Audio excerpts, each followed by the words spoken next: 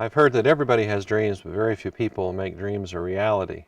And I think here at BAHIA ARENAL, we'll find that someone has worked pretty hard to make a dream a reality. Eduardo Mayer, who today has just 92 years, when he was 81 years old, decided to create a dream. And he came out here to Lago La Plata. This location, BAHIA ARENAL, which encompasses almost 10,000 acres, 4,442 hectares, in 3 different locations, is one of the most spectacular properties that I've ever seen. We'll be talking a little bit today about the facilities and the surroundings, but let me tell you a little bit more about this individual.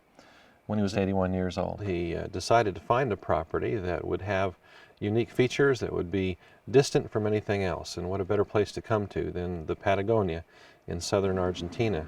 In this area, you don't find people for miles and miles around. In fact, we've been here 3 days and we haven't seen one boat or one person on the lake. The location is full of tremendous opportunities to enjoy the outdoors. This particular facility was integrated into the environment, and once you arrive here, you'll see why. You can go hiking, you can go horseback riding, you can go mountain climbing, you can do photography, you can observe the bird and the wildlife, you can fish, you can hunt. In fact, I was just fishing with a friend of mine who's been fishing all of his life, and he caught the largest brook trout of his life yesterday. So it's an incredible location for a number of different activities. Perfect. Oh, let's have a really good look at that guy. What do you think? It's well longer than my arm. All right. Thanks. Thank you, Kelly. Building this location was no small task. What we've heard from the owners is it took 180 barges built with petroleum barrels floating across this large lake with materials that were acquired from all over the world. He's got not only fine appliances, but incredible artwork, furniture, and the materials themselves are incredible, which you'll see. You don't come to BAHIA ARENAL unless you want to be here. Nobody just drops by, and that's what makes this location so unique. Getting here it can be done in many different ways, but most people get here by flying into Buenos Aires and then going to Comodoro Rivadavia. From there they can take a commercial flight once a week nowadays, or they can charter a private plane, arriving in the nearby city of Alto Rio Segre, which is about an hour and a half away by car, or there's a private landing strip between both of these lakes. This property is located on Lago La Plata, which is the back lake, situated interestingly in kind of a peninsula that juts into Chile, nestled in the Patagonian Andes. So you have territorial property surrounding this location in its entirety, so you have complete and total seclusion. The first lake that you pass getting here is called Lake Fontana, and that's where most of the local people from Argentina come to camp and to fish, but very few people make it to this back lake. And this property, with the amount of acreage that it has its complete Andean paradise location. BAHIA ARENAL is located in the most western part of the province of Chubut. Chubut is known for its incredible fisheries as well as hunting. In this particular area, we've been fishing for brook trout. They have rainbows. They have a lot of places where streams and rivers flow into the lake, and it's at the mouth of those rivers where you can do some excellent fishing. You can troll on the lake with either spinning gear, or also use your fly fishing equipment to troll as well. There's hunting in the area. They have red deer, puma, and jabalí, or what we'd call wild boar for those that enjoy hunting. One of the things I enjoy about the property is the horseback riding. They have horses here, and you can ride along the beaches, and you can take a horseback trip up to the top of the surrounding mountains. These mountains are incredible. They're covered with glaciers, and when you summit the mountains and get to the top, you can see 2 countries. You can see Chile and Argentina, and not but just 50 miles or so to the west of here, you can see the Pacific Ocean. So the views are spectacular, and of course the horseback riding is fun, and the horses that they have here are pretty tame. I rode Widowmaker, but seemed to be able to handle them pretty well. Most people will fly into Alto Rio Segre and from there take about an hour and a half ride to the 2 lakes. The ride itself is an adventure. You see things from guanacos to lesser reyes to perhaps even a puma. Coming here on this trip, we caught a gaucho riding fence lines, which was an incredible moment. Felt like I was taken back about 100 years in just a matter of seconds. But when you arrive at the first lake, the view is spectacular, in fact. One of the reasons I love Argentina, it's a land of contrast. You can arrive in a village like Alto Rio Segre and step back 50, 60 years.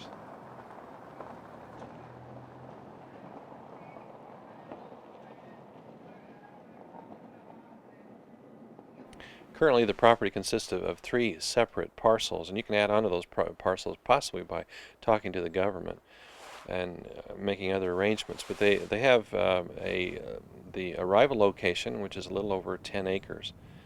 That's where they have the boat dock and the enclosed garage.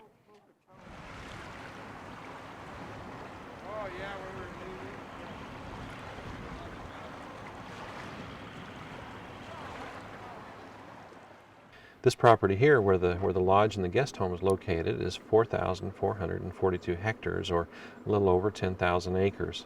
Across the lake, they have a separate bay, which they call Picnic Bay, which also consists of about 10 acres, where they can take people over and enjoy a nice picnic or go fishing.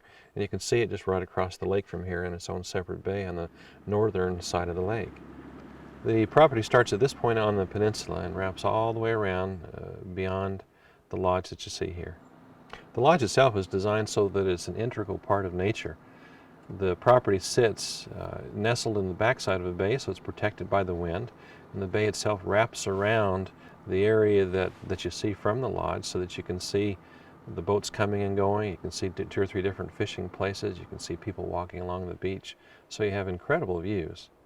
This 4,000 square foot oasis in the midst of the Patagonian Andean wilderness consists of 6 double rooms. There's 4 rooms that are part of the main house and 2 rooms which are part of the lower lodge, which sits on the lake. All have incredible features. For example, furniture brought from the antique district of Buenos Aires, San Telmo. You'll see things such as porcelain valve fixtures and towel warmers and individual reading lights for the beds, and little knickknacks that have been collected from all over the world. Friends have donated paintings that they've hung throughout the years on the walls.